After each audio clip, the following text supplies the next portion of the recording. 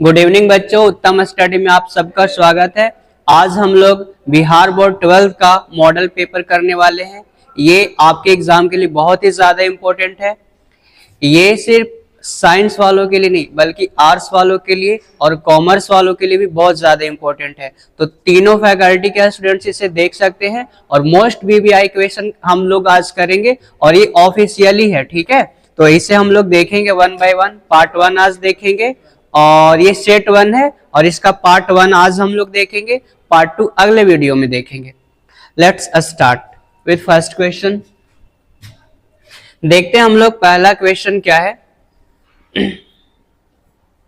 चलिए first question की ओर हम लोग देखते हैं कि क्या है फर्स्ट क्वेश्चन।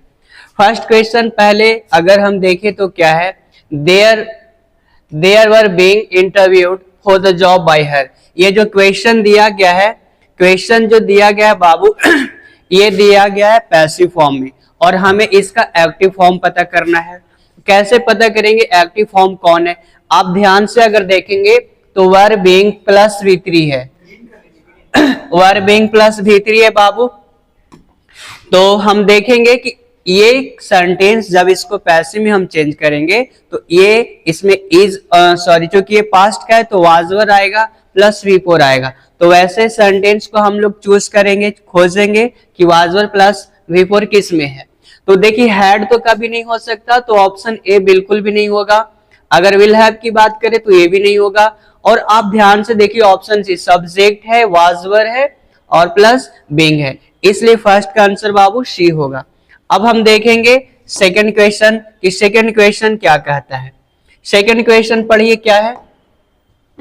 देखिए the king gave him a reward, the king gave him a reward, ये एक्टिव फॉर्म में है और हमें इसका पैसिव देखना है। देखिए मैंने आपको बताया है गेव, गेव बाबू V2 है और V2 का जब हम पैसिव फॉर्म में चेंज करते हैं तब वो वाज और वर में चेंज होता है। तो हमारा पहला प्रायोरिटी ये है कि हम सेंटेंस में वाज और वर को ढूंढे।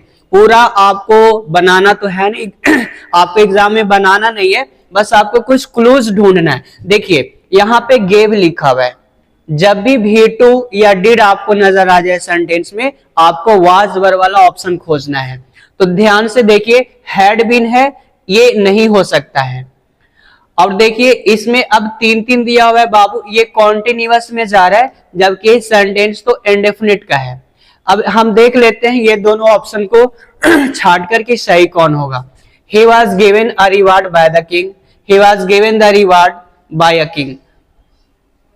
देखिए यहाँ पे a reward लिखा हुआ है ना, तो a reward ही होगा, यानी कि he was given a reward by the king। Option B, option B सही है बाबू। चलिए अब हम लोग नेक्स्ट क्वेश्चन देखेंगे, क्वेश्चन नंबर 3 देखते हैं। क्वेश्चन नंबर 3 में क्या है। क्वेश्चन 3 बहुत ही ज्यादा इंपॉर्टेंट क्वेश्चन है बाबू। देखो ऐसा क्वेश्चन आपके एग्जाम में बार बार पूछा जाता है। सॉरी ये 4 हो गया। अब क्वेश्चन नंबर 3 देखिए, क्वेश्चन नंबर 3 आप देखिए क्या है। Please be quit the baby dash. आपको यहां देखना है please be quit the baby और इसके बाद सही ऑप्शन आपको ढूंढना है। देखिए अगर कोई इंपरेटिव सेंटेंस हो तो अगर आपने टाइम एंड टेंस पढ़ा होगा तो आपको पता होगा इंपरेटिव सेंटेंस के बाद हमेशा प्रेजेंट कॉन्टिन्यूअस टेंस आता है। तो आप देखिए कि इंपरेटिव सेंटेंस तो है, अब आपको ढूंढना है कि प्रेजेंट कॉन्टिन्यूअस कौन है। तो आप ध्यान से देखिए हैड स्लेप्ट परफेक्ट हो गया, इंडेफिनिट हो गया, ये भी इंडेफिनिट हो गया। Is sleeping Babu, is sleeping देखो ये प्रेजेंट कॉन्टिन्यूअस बन रहा है। तो हमेशा याद रखिए कि इंपरेटिव सेंटेंस के बाद प्रेजेंट कॉन्टिन्यूअस का यूज होता है। चलिए अब हम लोग नेक्स्ट क्वेश्चन देखेंगे बाबू। क्वेश्चन नंबर 4 क्या कह रहा है। क्वेश्चन नंबर 4 पढ़िए क्या है। What dash she do in her free time, वह अपने फ्री समय में, खाली समय में क्या करती है। आप देखिए सब्जेक्ट के अकॉर्डिंग ही वर्ब का यूज होता है। क्योंकि ये WH का है, प्रेजेंट इंडेफिनिट का WH वर्ड हो गया। उसके बाद हमें डू डज लाना है, उसके बाद सब्जेक्ट लाना है। तो देखिए सब्जेक्ट है तो इससे पहले हमें डू या डज लाना है। तो आप ध्यान से देखिए सी के साथ डू का प्रयोग होगा या डज का प्रयोग होगा। डू तो खैर ऑप्शन में भी नहीं है, इसलिए डज सही हो जाएगा बाबू। 4 का सी सही आंसर है। अब हम लोग देखेंगे question number 5। Question number 5 narration का क्वेश्चन है। अब हम लोग देखते हैं कि ये है क्या। ध्यान से देखना, he told me that, he told me that. उसके बाद देखिए सब्जेक्ट है। एक चीज हम आपको बताते हैं एग्जाम में आपको करना क्या है। अगर आप ध्यान से देखेंगे तो he told Babu past indefinite है। ही टोल्ड पास्ट इंडेफिनिट है और ऐसा कभी हो नहीं सकता है कि सेंटेंस का एक पार्ट पास्ट में और दूसरा प्रेजेंट में है। जब ये पास्ट में है तो ध्यान रहे आने वाले सेंटेंस भी पास्ट में ही होंगे। तो इज तो बाबू नहीं हो सकता है, हैव भी नहीं होगा। अब हमारे पास दो ही ऑप्शन बचा वाज और हैड बीन। तो देख लेते हैं, चूंकि 4-6 डेज लिखा हुआ है, 4 या सिंस अगर किसी में लगा होता है तो प्रेजेंट परफेक्ट या पास्ट परफेक्ट होता है। तो देखिए पास्ट परफेक्ट तो यही है ना, तो फिर ये हो जाएगा पास्ट परफेक्ट कॉन्टिन्यूअस में, यानी 5 का सी सही आंसर होगा। अब हम लोग देखेंगे क्वेश्चन नंबर 6। क्वेश्चन नंबर 6 पढ़िए आप लोग और मुझे बताइए कि क्वेश्चन नंबर 6 क्या है। देखते हैं क्वेश्चन नंबर 6 में क्या है। He was tired of walking. He sat down to rest. वह बाबू चलते चलते थक गया, वह इसलिए वह आराम करने के लिए बैठ गया। देखिए कॉम्बिनेशन से आपके एग्जाम में 2 क्वेश्चन आता है, तो आपको बताना है कि सही कॉम्बिनेशन क्या होगा। देखिए tired of walking, he sat down to rest, 6 का ए आंसर होगा बाबू। टायर्ड ऑफ वॉकिंग यानी कि चलते चलते वह थक गया और आराम करने के लिए बैठ गया। अब हम लोग देखेंगे क्वेश्चन नंबर 7 क्या कह रहा है। क्वेश्चन नंबर 7 देखेंगे अब हम लोग। देखिए सभी लोग, क्वेश्चन नंबर 7 है डैश यू स्पीक इंग्लिश। देखिए स्पीक इंग्लिश, किसी भी व्यक्ति को अगर अंग्रेजी बोलना आता है मतलब उसके अंदर एबिलिटी है, कैपेसिटी है बोलने का, और एबिलिटी या कैपेसिटी शो करने के लिए हम लोग कैन का प्रयोग करते हैं। तो कैन का प्रयोग करते हैं बाबू, इसलिए सही आंसर हो जाएगा सी। कैन यू स्पीक इंग्लिश, क्या आप अंग्रेजी बोल सकते हैं। अब हम लोग देखेंगे क्वेश्चन नंबर 8 और बताइए क्वेश्चन नंबर 8 क्या है, देखते हैं। The principal ordered me not to conduct any test the next day. अब इसको हमें चेंज करना है, ध्यान से देखते हैं। The principal ordered me not to conduct any test the next day. अब देखो, अब ध्यान से देखना, इन्वर्टेड कॉमा को नोट टू से हटाया जाता है जब ये इंपरेटिव सेंटेंस होता है, और इंपरेटिव सेंटेंस हमेशा V1 से शुरू होता है। आप बताइए वैसा कौन सा है जो V1 से शुरू हो रहा है। क्योंकि ये निगेटिव है तो डोंट तो सब में लगा हुआ रहेगा। ऑर्डर दे रहा है the principal said to me. देखो बाबू यहां तक तो ये सही लग रहा है, सेड टू मी सही है। ये नहीं हो सकता, ये नहीं हो सकता, ये नहीं हो सकता। देखिए क्यों नहीं हो सकता, टेल्स और सेज प्रेजेंट है और यहाँ चूंकि पास्ट है इसलिए ये नहीं हो सकता। और टोल्ड तो सेड टू को चेंज करने के बाद आता है ना, इस वजह से ये भी नहीं होगा। इसलिए 8 का सही आंसर ए है। अब हम लोग देखेंगे क्वेश्चन नंबर 9 कि क्वेश्चन नंबर 9 में क्या कहा जा रहा है। क्वेश्चन नंबर 9 क्या है, आई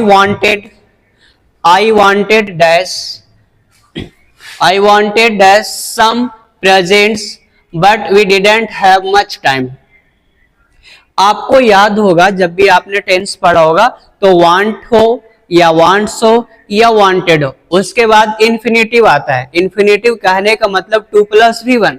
तो आप देखिए 2+V1 क्या है, कहाँ है, option number A Babu. I wanted to buy some presents, I wanted to buy some presents but we didn't have much time।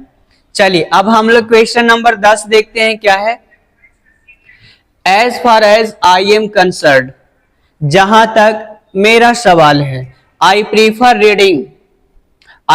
reading है, उसके बाद आपको सही ऑप्शन चूज करना है। तो मैं आपको एक बात बता दूं, ध्यान रहे प्रीफर वर्ड ध्यान रहे बाबू, प्रीफर हो जूनियर हो, सीनियर हो, इंफीरियर हो, इसके बाद आपको देन का प्रयोग नहीं करना है, नहीं करना है, आपको टू का प्रयोग करना है। तो आपको देखते हैं देन वाला बाबू नहीं होगा, फोर वाला भी नहीं होगा और ओवर तो हो ही नहीं सकता। टू सही आंसर है बाबू। 10वां का सी हो जाएगा, टू स्लीपिंग। अब हम लोग नेक्स्ट क्वेश्चन देखेंगे, क्वेश्चन नंबर 11। क्वेश्चन नंबर 11 क्या है देखते हैं। I said to him, I said to him, I said to him, why are you working so hard? मैंने उससे कहा तुम इतना कठिन परिश्रम क्यों कर रहे हो। अब आप ध्यान से देखिए WH का है और जब भी WH का सेंटेंस होता है तो उसको आस्क्ड में हम लोग बदलते हैं। तो आस्क्ड देखिए चारों ऑप्शन में आपको आस्क्ड मिल जाएगा। और एक बात और आपको याद रखना है कि जब भी WH क्वेश्चन होता है तो उसको इन्वर्टेड कॉमा को हटाने के लिए WH वर्ड का ही प्रयोग किया जाता है। देखिए सब में WH वर्ड भी है, यहां तक बाबू बिल्कुल सही है सभी में। लेकिन इसके बाद हमें देखना है, हम आपको बताए थे इज एम आर वाजवर में चेंज हो जाता है, इज एम आर वाजवर में चेंज हो जाता है। तो देखो बाबू हैड वाला खत्म हो जाएगा, इसमें भी आप ध्यान से देखो हैड है। और अब दो ऑप्शन हमारे पास बचे, he was working so hard और यहां भी है वाज ही वर्किंग। तो देखो जब हम लोग इसको चेंज कर देते हैं ना तो फिर वाई वाज ही वर्किंग नहीं होगा, ये भी गलत हो जाएगा। इसलिए क्वेश्चन नंबर 11 का सही आंसर ए होगा। देखते हैं क्वेश्चन नंबर 12 क्या है। दे रैन डैश द हिल। देखो बाबू रैन डाउन एक फ्रेजल वर्ब है। रैन डाउन का मतलब होता है गिरना। वे लोग हिल से पहाड़ी से गिर गए, यानी कि सही आंसर होगा 12 का B. Now see the question number 13। There is a shop in front. ये तो सबको पता है, मेरे घर के सामने एक दुकान है। इन फ्रंट ऑफ होता है बाबू, इन फ्रंट ऑफ होता है। 13 का सी हो जाएगा, इन फ्रंट ऑफ के सामने। अब हम लोग देखेंगे क्वेश्चन नंबर 14 कि क्वेश्चन नंबर 14 में क्या है। अ स्टॉप, उसके बाद डैश है this terrible noise at once. अभी तुरंत इस भयावह हल्ला को, शोरगुल को बंद करो। एक चीज मैं आपको बता देता हूं, ध्यान रहे। अ स्टॉप हो, लव हो, लाइक हो, इसके बाद आपको भी4 यूज करना है, जेरंड फॉर्म यूज करना है, वर्ब का चौथा फॉर्म। तो आप ढूंढिए कि वर्ब का चौथा फॉर्म किस ऑप्शन में है। तो आप ध्यान से देखेंगे 14 का सी, 14 का सी हो जाएगा बाबू। स्टॉप हो, लव हो, लाइक हो, उसके बाद हमेशा भी4 का प्रयोग होता है, यानी stop making this terrible noise at once. अब हम लोग देखेंगे क्वेश्चन नंबर 15 में क्या है। देखिए इट फेल। 15 देखते हैं हम लोग क्या है। It fell off the table and broke. Babu it fell off, fell off का मतलब होता है गिरना, तो फेल ऑफ हो जाएगा fixed preposition. It fell off the table and broke, यह टेबल से गिरा और टूट गया। क्वेश्चन नंबर 16 पढ़ते। देखो क्वेश्चन नंबर 16 है ना, इस टाइप का क्वेश्चन आपके एग्जाम में आते ही आते हैं। आपको टेंस का सभी स्ट्रक्चर याद कर लेना है ताकि इस टाइप का क्वेश्चन आपसे ना छूटे। 16 में देखो, आप देखना ध्यान से, चूज द करेक्ट सेंटेंस। सही सेंटेंस ढूंढना है बाबू। अगर आपको स्ट्रक्चर पता है, अनडाउटली आपसे ऐसा क्वेश्चन गलत नहीं होगा। तो बताइए सही सेंटेंस क्या है। देखते हैं। They invited my friend and I to tea. उसके बाद है they invite me and my friend. आप सेंटेंस को ध्यान से देखना। पहले सी देख लेते हैं। They invited my friend and me to tea and I and my friend was invited by them to tea. आपको सही अरेंजमेंट अगर पता है, अगर आपने सिंटेक्स पढ़ा होगा या प्रोनाउन पढ़ा होगा, तो सही अरेंजमेंट आपको पता होगा 2 3 1। पहले सेकंड पर्सन, थर्ड पर्सन, उसके बाद फर्स्ट पर्सन। तो देख लेते हैं सही कौन सा होगा। दे थर्ड पर्सन है बाबू, थर्ड पर्सन सेकंड पर्सन इसमें नहीं है, तो पहले थर्ड पर्सन आएगा, उसके बाद फर्स्ट पर्सन आएगा। तो ध्यान से देखिए, यहाँ पे थर्ड पर्सन है और ये भी थर्ड पर्सन है। They invited my friend and I to tea, तो ये तो फॉलो कर रहा है बाबू, ये भी थर्ड पर्सन है, ये भी थर्ड पर्सन है। They invited my friend and आई, ये सही हो सकता है, लेकिन सभी को चेक कर लेते हैं कि they invite me and my friend to tea, they invited my friend and me, ये गलत हो जाएगा बाबू। देखो एंड से जुड़ा हुआ है ना, तो दोनों तरफ सब्जेक्ट ही आएगा, ठीक है। They invited my friend and me to tea. और देख लेते हैं, एंड आई माई फ्रेंड, थोड़ा सा ये गैदरिंग हो गया, इसको हम लोग ध्यान से देख लेते हैं। They invited my friend and I to tea, ये गलत हो जाएगा। ध्यान से देखना, ये गलत क्यों होगा। इनवाइटेड, इनवाइटेड क्या है, वर्ब है। वर्ब के बाद हमेशा ऑब्जेक्टिव केस आता है बाबू, वर्ब के बाद हमेशा ऑब्जेक्टिव केस आता है। देखना ध्यान से सभी क्या है, देखना इनवाइट वर्ब है, वर्ब के बाद ऑब्जेक्ट आएगा, तो ये माय फ्रेंड सही है, लेकिन यहां पर आई दे दिया है जो कि गलत हो गया।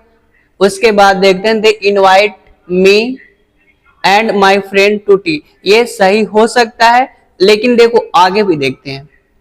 दे इनवाइटेड माय फ्रेंड एंड मी, 2 3 1 के अकॉर्डिंग यहाँ 3 है, यहाँ 1 है, ये भी सही है, लेकिन इसमें दो सही लग रहा है बाबू। They invite me and my friend to tea, they invite me and my friend to tea सही है। 3 1 के अकॉर्डिंग फिर ये गलत हो जाएगा, पहले 3 आना चाहिए, ये गलत है, यानी कि बाबू सी सही हो जाएगा, 16 का सी। अब हम लोग देखेंगे question number 17। Would you like, अभी मैंने जस्ट बताया था आपको कि लाइक हो, लव हो, स्टॉप हो, उसके बाद V4 का यूज करना है। तो अब बताइए 17 का कि लाइक के बाद कौन सा ऑप्शन है जो सुटेबल है। आप ध्यान से देखिए, लाइक के बाद हमेशा V4 का यूज होता है, और you like going to market. अब हम लोग क्वेश्चन नंबर 18 देखेंगे। My father taught me, my father taught me, मेरे फादर ने मुझे सिखाया कि डांस कैसे किया जाता है, यानी 18 का आंसर बाबू बी हो जाएगा, 18 का बी, हाउ टू डांस।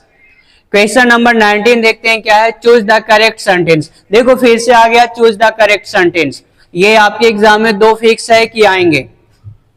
आप बताइए कि सही क्या है। लेट अस स्टॉप प्लेइंग, अभी हमने बताया स्टॉप के बाद हमेशा V4 आता है, V4 आता है, अभी इससे पहले वाला क्वेश्चन में आया था। Let us stop playing now, let us stop played now, let us to stop playing, let us to stop नहीं बाबू, अस के बाद, लेट अस के बाद हमेशा V1 का प्रयोग होता है, इसलिए ये गलत हो गया। लेट अस स्टॉपिंग नहीं होगा, V1 होता है, ये गलत हो गया। और लेटस ये भी गलत।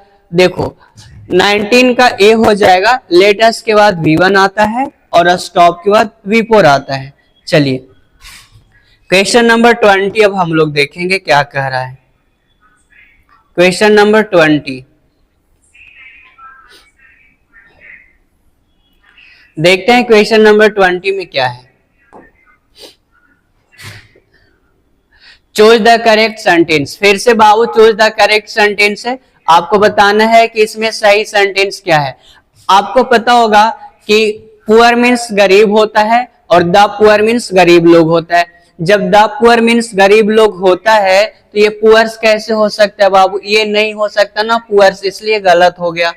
उसके बाद बी देखते हैं, the poor are miserables, the poor are miserable. बाबू माइजरेबल तो एडजेक्टिव है ना, एडजेक्टिव का प्लूरल फॉर्म नहीं होता, इसलिए ये भी गलत हो गया। अब ऐसा देखिए, द माइजरेबल आर पुअर, ऐसा थोड़ी है, एडजेक्टिव को पहले कर दिया गया है, तो ये भी नहीं होगा। 20 का बाबू डी हो जाएगा, द पुअर आर माइजरेबल। ठीक है, अब देखते हैं 21 में क्या कह रहा है। How many people, how many people बाबू ये है ना WH वर्ड है, तो अनडाउटली इसके बाद वर्ब आएगा, वर्ब आएगा, वो भी प्लूरल वर्ब आएगा, प्लूरल वर्ब आएगा। इज नहीं हो सकता, देयर आर, यहाँ तो पहले वर्ब आएगा ना WH के बाद, ये भी नहीं होगा, ये भी नहीं होगा, यानी 21 का बी सही आंसर है। यू मस्ट 22 बहुत आसान क्वेश्चन है। देखिए 22 में क्या कह रहा है, यू मस्ट हमेशा आपको याद रखना है कि मॉडल के बाद हमेशा वर्ब का फर्स्ट फॉर्म यूज होता है। मॉडल 13 है बाबू, और सभी मॉडल के बाद हमेशा वर्ब का पहला फॉर्म यूज होता है। You must read this book. अब हम लोग देखेंगे question number 23।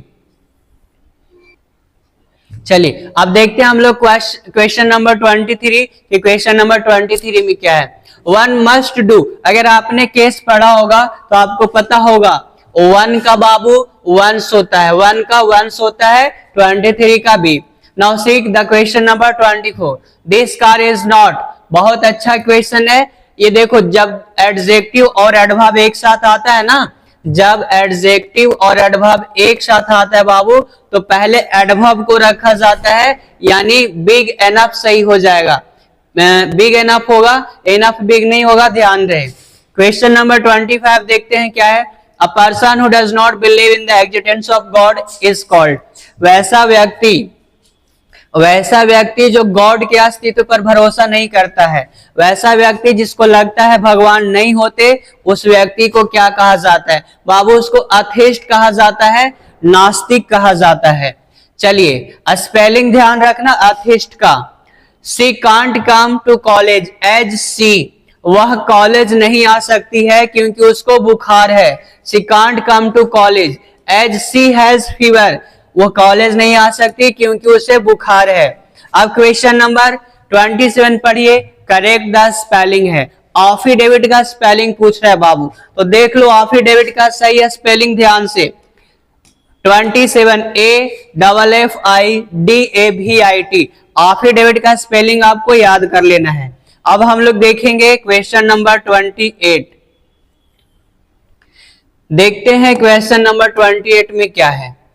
Heavily in winter इन शिमला, शिमला में बाबू बहुत जोर से बारिश होती है, यह यूनिवर्सल ट्रूथ है, वहां अक्सर बारिश होती है, तो इट स्नोज हो जाएगा। यूनिवर्सल ट्रूथ को बाबू प्रेजेंट इंडेफिनिट में बनाया जाता है, इसलिए it snows heavily in winter इन शिमला हो जाएगा। फिर से देखिए करेक्टली स्पेल्ड वर्ड है, आपको करेक्ट स्पेलिंग ढूंढना है 29 में। इस सही स्पेलिंग कमेटी का क्या है? देखो बहुत ही खतरनाक स्पेलिंग है, इसमें गलती नहीं करना है। ध्यान से देख लेते हैं कौन सा है, देखो ध्यान से। COMMITTEE, डबल एम भी होगा बाबू, डबल टी भी होगा और डबल ई भी होगा। चलिए अब हम लोग देखेंगे क्वेश्चन नंबर 30 की क्या कह रहा है। The students about the weather, विद्यार्थियों ने मौसम के बारे में बताया। देखो विद्यार्थियों ने मौसम के बारे में बताया। अब देखो स्पीक भी है, स्पीक मतलब तो बोलना होता है, बोलना तो नॉर्मली कोई वैसे भी बोलता है, लेकिन बताने के सेंस में बाबू टॉक्ड होगा, ठीक है, talked. The students talk about the weather. अब देखिए क्वेश्चन नंबर 31 में क्या है। आई शॉ, ये आर्टिकल का क्वेश्चन है बाबू। देखो शॉ, कभी भी आपको वॉवेल देखकर आर्टिकल का प्रयोग नहीं करना है, आपको देखना है कि उसका प्रोनाउंसिएशन क्या है। वन आप अगर आप लिखोगे ना तो वह ऐसे आएगा, तो वह आ रहा है ना, तो यहाँ पे ए का प्रयोग करें, ठीक है। अगर आ ई का कोई लेटर आ जाए तब आपको एन करना है, और आ ई का लेटर ना आए तब ए का प्रयोग करना है। I saw a one eyed man. Question number 32 देखिए बाबू, 32 में यहीं से आपको मिल जाएगा कंप्लीटली। कंप्लीटली का मतलब होता है पूरी तरह से, परफेक्ट। परफेक्ट तो देखो परफेक्ट में कौन जा रहा है, ही हैज रिकवर्ड कंप्लीटली, वह पूरी तरह से ठीक हो चुका है। चलिए अब हम लोग देखते हैं क्वेश्चन नंबर 33 में क्या है। चलिए अब हम लोग देखते हैं क्वेश्चन नंबर 33 में क्या कर रहा है। देखो अब चूज द करेक्ट सेंटेंस, सही सेंटेंस आपको चूज करना है कि 4 ऑप्शन में सही कौन है। ही शुड गार्ड फ्रॉम, देखना यहाँ पे ना एरर है, जो गलत है वो प्रीपोजिशन का। एक है गार्ड फ्रॉम, गार्ड अगेंस्ट, और गार्ड विद, और है गार्ड इन। देखो बाबू गार्ड अगेंस्ट हो जाएगा, खतरा के खिलाफ या खतरा से बचने के सेंस में अगेंस्ट का हम लोग प्रयोग करेंगे। अब देखेंगे हम लोग question number 34 Rita said man is मॉर्टल, Rita ने कहा आदमी मरणशील होता है। देखो बाबू ये यूनिवर्सल ट्रूथ है, मनुष्य मरणशील होता है, जो जन्म लिया है वो मरेगा, ये सच्चाई है। तो यूनिवर्सल ट्रूथ में ना एज का वाज में आप चेंज नहीं करना है, टेंस इसका चेंज नहीं होता, सिर्फ पर्सन चेंज होता है। तो रीता सेड हो जाएगा और इन्वर्टेड कॉमा के बदले दैट आएगा। Rita said that man is मॉर्टल, Rita said that man is मॉर्टल। A option number A सही है। ध्यान रहे बाबू यहां अगर आप सी को देखेंगे, Rita said that the man is मॉर्टल, man के पहले द का प्रयोग नहीं होता है। सही ऑप्शन 34 का ए है बाबू। अब देखेंगे हम लोग नेक्स्ट क्वेश्चन क्या का है। क्वेश्चन नंबर 35 देखते हैं। We dash them the money. आप देख सकते हैं कि सही और एप्रोप्रिएट ऑप्शन क्या है। वी प्लूरल वर्ब बाबू, इसके साथ हैज नहीं लगता। वी विल पेड और मॉडल के बाद कभी भी V2 या V3 का प्रयोग नहीं होता, इसलिए ये भी गलत हो गया। वी के साथ हैज नहीं लगेगा। Option number D, option number D Babu have paid सही है। एग्जाम में ऐसे ही आपको सभी ऑप्शन को पहले देख लेना है, ठीक है, उसके बाद ही आपको बनाना है। अब हम लोग देखते हैं क्वेश्चन नंबर 36 में क्या है। They finish the work, they finish the work. फिर से बाबू सेम चीज है। देखो दे के साथ हैज का तो प्रयोग हो नहीं सकता, इसलिए गलत हो गया। विल भी कैसे होगा, दे विल बी फिनिश्ड नहीं होता, पैसिव में क्योंकि नहीं जा रहा है, एक्टिव में जा रहा है, इसलिए ये भी नहीं होगा। दे हैविंग, हैव का हैविंग नहीं कर सकते हम लोग टाइम एंड टेंस में, इसलिए सही आंसर देखो बाबू दे हैव फिनिश्ड। आप देख सकते हैं present perfect, subject has a plus V3, have सही होगा। अब इंस्ट्रक्शन देखो क्या है ना कि 36 के बाद आपको लिटरेचर का क्वेश्चन है और ये सभी क्वेश्चन प्रोज और पोएट्री मिसलेनियस है और इसको आपको सही सही देखना है। बहुत सारे मतलब सभी क्वेश्चन बहुत ही इंपॉर्टेंट है। देखते हैं 37 में क्या है। Bharat is my home. अगर बाबू आप राइटर का नाम याद कर लेते हैं ना, 10 नंबर समझ लीजिए आपको फ्री में मिलेगा, ठीक है। तो राइटर का नाम जरूर याद करके जाना है एग्जाम में, ठीक है। देखिए लिखा हुआ क्या है, Bharat is my home is written by. Bharat is my home किसने लिखा है बाबू, जो जर्मेन ग्रीर है, a child is born. Shiga Naoya क्या लिखे, the artist. Pearl S Buck India through a traveller's eye. और Bharat is my home doctor Zakir Hussain, doctor Zakir Hussain. उसके बाद आपको देखिए 38 में क्या है, civilisation in real sense of the term consist not in the multiplication but in the deliberate and voluntary restriction. ये जो लाइन है बाबू किस प्रोज का है, आपसे ये पूछा जा रहा है। तो किस प्रोज का है, देखो यहीं से आपको क्लू मिल जा रहा है, यहीं से आप बता सकते हैं कि ये कौन सा चैप्टर का है। इंडियन सिविलाइजेशन एंड कल्चर, भारतीय सभ्यता और संस्कृति, महात्मा गांधी के द्वारा लिखा गया है, उनके ही द्वारा ये लाइन बाबू बोला गया था। अब हम लोग देखते हैं question number 39। Shiga Noah is a short story writer. देखो ये भी अच्छा क्वेश्चन है और इंपॉर्टेंट है। शिगा नोया है बाबू कहाँ का रहने वाला है, आपको पता होगा। शिगा नोया एक जापानीज राइटर है बाबू, जापानीज शॉर्ट स्टोरी राइटर है। तो देखिए ऑप्शन नंबर यानी कि सी हो जाएगा बाबू, सी, सी। अब हम लोग देखते हैं नेक्स्ट में क्या है, ठीक है। क्वेश्चन नंबर 40 देखिए क्या है 40 में। Dorothy L Sayers, Dorothy L Sayers is the author of. मैंने बोला ना अगर आपको राइटर का नाम याद है ना, आपको 10 तो आपको मैच करने से मिल जाएगा। इसके अलावा भी ऑब्जेक्टिव में आपको 2-3 क्वेश्चन आते हैं। तो इस बार पूछा गया है Dorothy L Sayers in is the author of. Dorothy L Sayer है जो किसका ऑथर है, किसका लेखक है बाबू, how free is the press का राइटर है डॉर्थी एल सेयर्स, ठीक है। क्योंकि ये ऑफिशियल है, ऑफिशियल पेपर है, तो आप इसको लाइटली नहीं लें। आपका क्वेश्चन हूबहू आने वाला है, ठीक है, तो इसको आपको मन लगा के करना है। अब हम लोग देखेंगे क्वेश्चन नंबर 41 में क्या है बाबू। क्वेश्चन नंबर 41 में क्या है उसको ध्यान से देखते हैं। Pearl S Buck is known for her. Pearl S Buck है जो किसके लिए जानी जाती है बाबू, Pearl S Buck India through a traveller's eye के हैं। तो आपको ध्यान देना है पर्ल एसबर्ग अपने नॉवेल्स के लिए जानी जाती है। और एक बात बता दें, ट्रेवल लॉग के लिए भी जानी जाती है, यात्रा वृतांत के लिए, बट ऑप्शन में ट्रेवल लॉग नहीं है, इसलिए नॉवेल सही हो जाएगा। The name of Benjy's wife was, देखो बाबू बेंजी का वाइफ का नाम कौन नहीं जानता है, इंटर के सभी बच्चों को पता है बेंजी के वाइफ का नाम, ठीक है, वही फ्लोरेंस। ध्यान दे, फ्लोरेंस, जिसका कदम पड़ते ही घर खुशियों से भर चुका था, है ना, हाँ आपको पता ही होगा। चलिए क्वेश्चन नंबर 43 क्या है, oh how feeble is man's power is from, oh मनुष्य का पावर कितना फीबल है, कितना कमजोर है, ये लाइन किस पोएट्री का है आप बताइए। Fire hymn, snake, to autumn, sweetest love I do not go, sweetest love I do not go का ये लाइन है बाबू, डी, ऑप्शन नंबर डी।